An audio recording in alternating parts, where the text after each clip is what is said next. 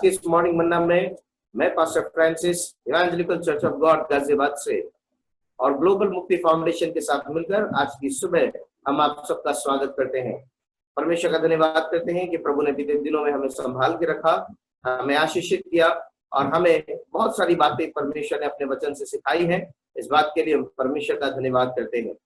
प्रभु निरंतर हमसे बातचीत करना चाहता है, प्रभु निरंतर हमें सिखाना चाहता है और हमें बताना चाहता है कि हमारे जीवन में किस किस आशीषों की और क्या क्या चीजों की हमें जरूरत है। तो निरंतर परमेश्वर जानता है कि हमारे जीवन में किन किन आशीषों की हमें जरूरत है। और प्रभु हमें समझाना चाहता है और सिखाना चाहता है ताकि हम श्राप से निकलकर आशीषों की ओर बढ़े। आदम और हवा के पाप की वजह से श्राप पृथ्वी के ऊपर में आया और तब से लेकर वो मनुष्य जाति में अलग अलग प्रकार से काम करता है, क्योंकि उनकी अनाज्ञाकारिता वो एक आज्ञा तोड़ना था। लेकिन आगे परमेश्वर ने जितनी विधियां मनुष्यों को दी, मनुष्य वो सारी विधियां तोड़ता चला गया और उसके जीवन में श्रापों का एक अंबार सा लग गया। वैसे ही आज हम परमेश्वर के वचन से कुछ और चीजों को देखेंगे और इस चीज को समझेंगे। यदि ये चीजें आपके साथ हो रही है तो आप कहीं ना कहीं अपने जीवन में श्राप के भागी हो रहे हैं, आपके जीवन में कहीं ना कहीं एक श्राप काम कर रहा है। तो आज परमेश्वर के वचन से कुछ और बातों के बारे में आज हम लोग सीखने का प्रयास करेंगे, क्योंकि अक्सर दुनिया में मनुष्य लोग परेशान होते हैं कि मेरे साथ ऐसा क्यों हो रहा है, मेरे साथ ऐसा क्यों हो रहा है, और इस क्यों का जवाब उनके पास नहीं है। लेकिन आज खुदा के कलाम से उस क्यों का जवाब हम देखेंगे कि ऐसा क्यों मनुष्यों के जीवन में हो रहा है। सबसे पहली चीज हम लोग देखेंगे, बीते दिनों में भी हम कई सारी बातों के बारे में चर्चा कर चुके हैं, इसलिए उनमें न जाते हुए आगे की ओर हम लोग आगे बढ़ेंगे। वहां पे 20वें पद में इस प्रकार से लिखा है, व्यवस्था विवरण 28 और उसके 20वें पद में लिखा हुआ है, फिर जिस जिस काम में तू हाथ लगाए उसमें यहोवा तब तक तुझको श्राप देता, भयातुर करता, धमकी देता रहेगा, जब तक तू मिट ना जाए और शीघ्र नष्ट ना हो जाए। यह इस कारण होगा कि तू यहोवा को त्याग कर दुष्ट काम करेगा।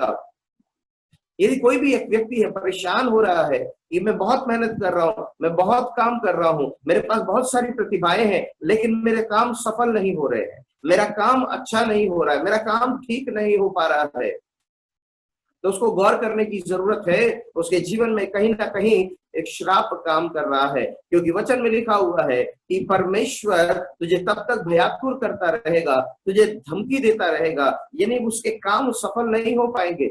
जब आज्ञा मानने की आशीष है कि काम सफल होंगे, तो आज्ञा ना मानने का श्राप ये है कि आप काम तो करोगे, मेहनत तो करोगे, लेकिन आपके काम सफल नहीं हो पाएंगे, आपका काम नहीं हो पाएगा। कारण क्योंकि आपके ऊपर कहीं ना कहीं परमेश्वर का श्राप आपके जीवन में काम कर रहा है।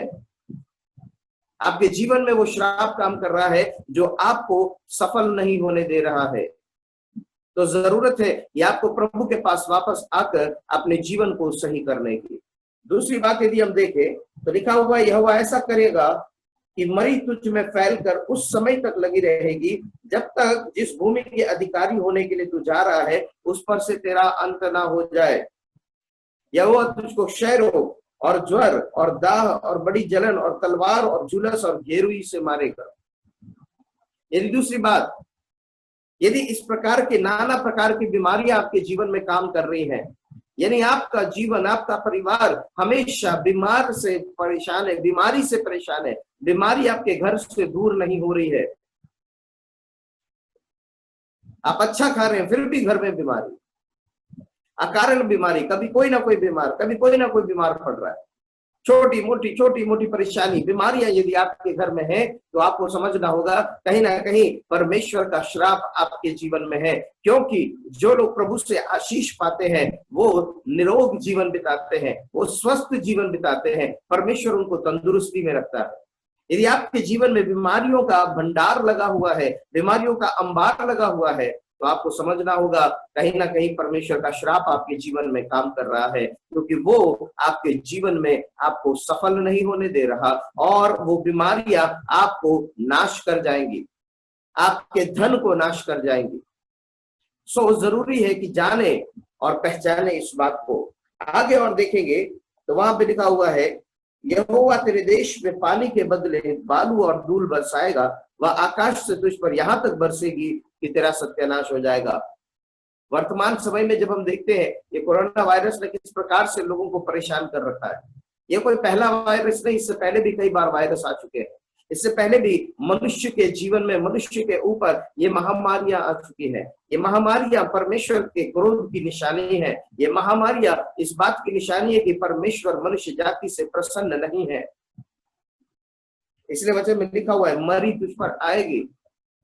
अकारण बारिश ना होना, वर्षा ना होना, सूखा पड़ना, अकाल पड़ना, ये सब एक श्राप का भाग है। क्योंकि प्रभु ने साफ कहा था कि यदि तुम मेरी आज्ञाओं को नहीं मानोगे तो मैं आकाश को तुम्हारे लिए, ये बादल जो है, यहोवा तेरे देश में पानी के बदले बालू और धूल बरसाएगा, वह आकाश से तुझ पर यहां पर बरसेगी कि तू सत्यानाश हो जाएगा। परमेश्वर के वचन में लिखा है, वो आकाश को तेरे लिए पीतल का सा बना देगा यदि बारिश नहीं होगी, और मनुष्य परेशान हो जाएगा। ये श्राप का एक भाग है। लोग कहते हैं प्रकृति का कहर है। ये प्रकृति का कहर नहीं, ये परमेश्वर का कहर है। वो परमेश्वर जिसने आकाश और पृथ्वी को बनाया है, जो उसको नियंत्रित कर सकता है, वो जब मनुष्य जाति से अप्रसन्न होता है, जब मनुष्य जाति से वो नाखुश हो जाता है, तो वो आकाश से धूल बरसाना आरंभ करता है। वो बारिश और वर्षा को बंद कर देता है। अब बारिश और वर्षा नहीं होगी तो फसल नहीं होगी, फसल नहीं होगी तो भुखमरी होगी, और भुखमरी होगी तो मनुष्य नाश हो जाएगा। इसलिए वचन में लिखा हुआ है, परमेश्वर तलवार, महंगी और मरी से लोगों को नाश करेगा। इसलिए मैं कहता हूं महंगाई भी परमेश्वर की मार है, परमेश्वर की तरफ से श्राप है। क्योंकि तलवार से, महंगी से और वो मरी से दुनिया का अंत कर देगा, लोगों का नाश कर देगा। ये वचन में बिल्कुल स्पष्ट है। आगे और देखिए और क्या क्या श्राप है या और क्या क्या चीजें हैं। वहां पे पढ़ेंगे तो लिखा है, जैसा अंधा अंधियारे में टटोलता है, वैसे ही तू दिन दोपहरी में टटोलता फिरेगा और तेरे काम काज सफल ना होंगे। तू सदैव केवल अंधेर सहता और लुटता ही रहेगा और तेरा कोई छुड़ाने वाला ना होगा। यदि आप बार बार अंधेर सह रहे हैं, शत्रु के हाथ में दबाए जा रहे हैं, आप पीसे जा रहे हैं, तो याद रखिएगा परमेश्वर के वचन में लिखा हुआ है, वो भी श्राप का एक भाग है। क्योंकि वचन में लिखा है, तू अंधेर सहता रहेगा। परमेश्वर आपकी तरफ से होकर नहीं लड़ेगा, क्योंकि आप परमेश्वर की आज्ञाओं को नहीं मान रहे हैं। ये श्राप का एक भाग है। दिन भर अंधेर सहता रहेगा। वचन बिल्कुल साफ कहता है इस बात को। आगे जब हम देखते हैं तो और क्या लिखा हुआ है, यहोवा तुझको शत्रुओं से हरवाएगा। यानी आप युद्ध करने के लिए जाओगे तो सही, लेकिन आप युद्ध में सामना नहीं कर पाओगे, आप युद्ध में जीत नहीं पाओगे।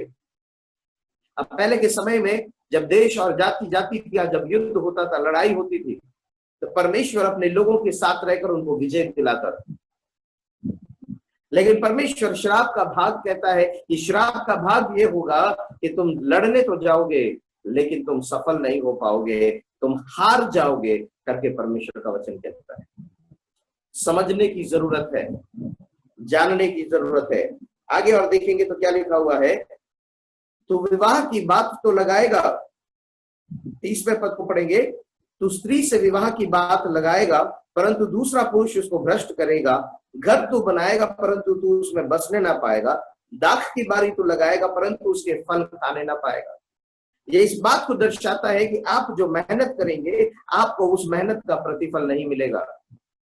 कई घरों में आप देखेंगे शादी की बात लगती है लेकिन शादी तक पहुंच नहीं पाती। शादी की बातें शुरू होती है लेकिन वो अपने आप ही खत्म हो जाती है, और ऐसे उम्र पे उम्र निकल जाती है। और ये एक व्यक्ति के साथ नहीं हो रहा है, उस खानदान में कम से कम 2, 3, 4, 5 ऐसे लोग होंगे, उस पीढ़ी में कम से कम 4-5 ऐसे लोग होंगे जिनकी शादियां नहीं हो पाती। वचन कहता है ये श्राप का एक भाग है, ये श्राप का एक भाग है। जानना होगा, समझना होगा और उन श्रापों को तोड़ना होगा अपने जीवन से। तब आप अपने आप देखोगे कि विवाह की बात भी लगेगी और सब कुछ सफल भी होगा। आगे देखते तो उसमें क्या लिखा हुआ है, घर बनाएगा रह नहीं पाएगा। ये श्राप का एक भाग है कि आप घर तो बनाओगे लेकिन उस घर में रह नहीं पाओगे। कई लोगों के साथ हुआ है, मेरे साथ कोई पर्सनली ये चीज हुई थी। घर तो हमने बना लिया था लेकिन हम घर में रह नहीं पा रहे थे। हमारा घर होते हुए भी हम किराए पे रहते थे। और एक दिन जब मैं इस वचन को पढ़ रहा था तो मुझे ये चीज रियलाइज हुई, ये समझ में आया कि ये मेरे ऊपर श्राप है कि मैंने घर तो बनाया, मेरे परिवार वालों ने, मेरे माता पिता ने घर तो बनाया, लेकिन हम उस घर में रह नहीं पा रहे। उस घर से हमें किराया नहीं आ रहा है। वो घर कर्जे में था, वो घर गिरवी में था। और फिर बाद में मुझे ये वचन ये पढ़कर समझ में आया कि ये मेरे जीवन में, मेरे परिवार में श्राप का एक भाग है। उस दिन से जब भी जाता था अपने घर की छत पर खड़े होकर प्रार्थना करता था कि प्रभु मेरे घर को श्राप मुक्त करिए। उस दिन से प्रार्थना करना शुरू किया कि प्रभु जो घर हमने बनाया उस घर में रहने की आशीष दीजिए। और परमेश्वर का धन्यवाद करते हैं कि प्रभु ने प्रार्थनाओं को सुना और ऐसा अद्भुत रास्ता खोला, वो घर छूटने पाया। और अब माता पिता उस घर में रह रहे हैं। और न केवल इतना, वो घर का जो निचला भाग है, जो फर्स्ट फ्लोर, ग्राउंड फ्लोर है, वो ग्राउंड फ्लोर किराए पे भी दे दिया। यानी हम घर में रह भी रहे हैं और उस घर से किराया भी आ रहा है। यदि आप में से किसी के भी साथ ऐसा हो रहा है कि आपने घर बना लिया है लेकिन घर में रह नहीं पा रहे हैं, यदि आपने घर बना भी लिया है लेकिन फिर भी बाहर रह रहे हैं, किराए से रह रहे हैं, वो घर भी रखा हुआ है, तो वचन साफ कहता है वो श्राप का एक भाग है। आपको अपने घर के लिए आशीष मांगना होगा, आपको परमेश्वर के साथ अपना रिश्ता सही करना होगा। क्योंकि वचन में लिखा हुआ है, उसके 43 और 44 के पद को पढ़ेंगे तो वहां पे लिखा है, वह तुझको उधार कि जो परदेशी तेरे मध्य में रहेगा वह तुझसे बढ़ता जाएगा और तू आप घटता चला जाएगा। वह तुझको उधार देगा परंतु तू उसको उधार न दे सकेगा। वह तो सिर और तू पूंछ ठहरेगा। यदि परमेश्वर की आज्ञाओं को ना मानने का, परमेश्वर की आज्ञाओं के उल्लंघन करने का प्रतिफल क्या है? कि हम उधार लेते रहेंगे और कभी उधार चुका नहीं पाएंगे। वही वचन में आशीष क्या लिखा हुआ है, उसके 12वें पद को, 28 के 12वां पद को पढ़ेंगे तो लिखा है कि तू जातियों को उधार देगा और तुझे किसी से उधार नहीं लेना पड़ेगा। तो श्राप का भाग यदि हम देखें तो लोग उधारी में फंसते चले जाएंगे। आप कर्जे में डूबे हुए हैं, आप कर्जे में फंसे हुए हैं, तो आप कहीं ना कहीं आपकी जिंदगी में श्राप काम कर रहा है, समझना होगा और उसमें से आपको और हमको निकलना होगा। आज परमेश्वर के वचन से आप इन बातों को देखिए और इस बात को समझिए कि परमेश्वर को त्यागना, परमेश्वर की आज्ञा का उल्लंघन करना कितना भारी पड़ सकता है। आज प्रभु आपको सिखाना चाहता है अपने वचन से कि यदि ये चीजें आपके जीवन में विद्यमान है तो कहीं ना कहीं आप श्राप के अधीन है। आज आपको प्रभु से प्रार्थना करना होगा कि प्रभु मेरे जीवन के सारे श्रापों को दूर करके मुझे आशीष दीजिए। इसमें एक सवाल है जो कई लोगों का सवाल है, अब तो हम यीशु मसीह में हैं, यीशु मसीह ने कलवरी क्रूस पर बलिदान दे दिया है तो अब हम श्राप के अधीन नहीं है, अब हम आशीष के अधीन है। यदि ये चीजें आपने यीशु मसीह को ग्रहण कर लिया है, उसके बाद भी यदि ये चीजें आपके जीवन में हो रही हैं, आप हो सकता है सेवकाई में है फिर भी ये चीजें आपके साथ हो रही हैं, आप हो सकता है बहुत प्रार्थना करने वाले हैं लेकिन फिर भी यदि ये चीजें आपके अंदर में हो रही है तो आप खुद ही फैसला कर लीजिए कि आप श्राप में है या आशीष में। और यदि श्राप का भाग है तो आपको आज से प्रार्थना करना होगा। कई लोग कहते हैं हमें श्राप तोड़ने की प्रार्थना करने की जरूरत नहीं है, करना पड़ेगा। यदि यीशु मसीह ने चंगाई के लिए भी कलवरी क्रूस पर लहू बहा दिया, कोड़े खा लिए, तो फिर हम चंगाई की प्रार्थना क्यों करें? क्योंकि वो तो ऑलरेडी हो चुका है, तो चंगाई की प्रार्थना क्यों करें? फिर तो हमें नहीं करना चाहिए।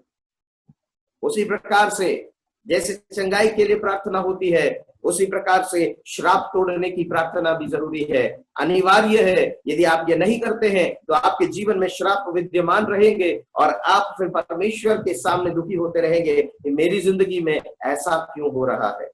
आज परमेश्वर आपसे और हमसे बात करना चाहता है और हमको सारे श्राप से आजाद करके आशीषों का भागी बनाना चाहता है और ये आशीषें आपके और हमारे जीवन में आएंगी। प्रभु इन वचनों के द्वारा हमें आशीषित करे। आज ये फाइनल एपिसोड था और परमेश्वर हमारी सहायता करे कि हम श्राप से निकलकर आशीषों के भागी बन सके। आइए अपनी आंखों को बंद करते हुए एक छोटी सी प्रार्थना करेंगे। आज श्राप तोड़ने की प्रार्थना करेंगे।